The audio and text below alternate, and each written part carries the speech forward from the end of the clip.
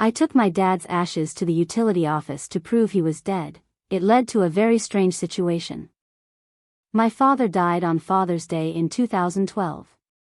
He had been divorced and was living alone, and as the only child, I had to take care of everything, his affairs, his belongings, and of course, canceling his utilities. I called the utility company to find out what I needed to do to cancel his service. The woman on the phone told me I had to send in a certified copy of his death certificate. I did that the very next day. A month later, I received another bill. I called again, only to have another woman answer. She told me that because I wasn't listed on the account, she couldn't speak to me about it and would need to talk to the account holder. I explained that the account holder was dead, but she wouldn't budge.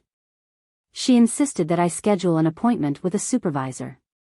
I showed up at the Board of Public Utilities office with yet another certified copy of my father's death certificate, as well as his ashes, still in the clear bag they had returned to me. I placed the ashes on the supervisor's desk and said, "When you talk to him, tell him I love him." The woman went pale, jumped out of her chair, and immediately called the cops.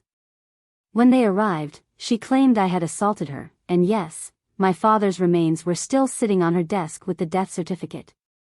The cops questioned me about why I had brought the ashes in public. I explained the whole situation. After a brief conversation, they agreed that it was extreme but noted there were no laws being broken.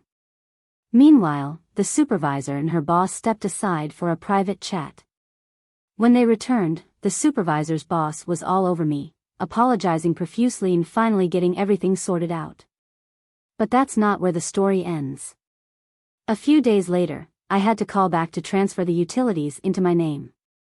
When the person on the phone saw the address, I was immediately put on hold. A few moments later, the supervisor's boss came on the line, and this time, she was bending over backward to help me. She waived all the fees for setting up the utilities in my name and once again apologized for her employee's lack of compassion. Then, in a final twist, she told me the employee who had been so unhelpful was terminated.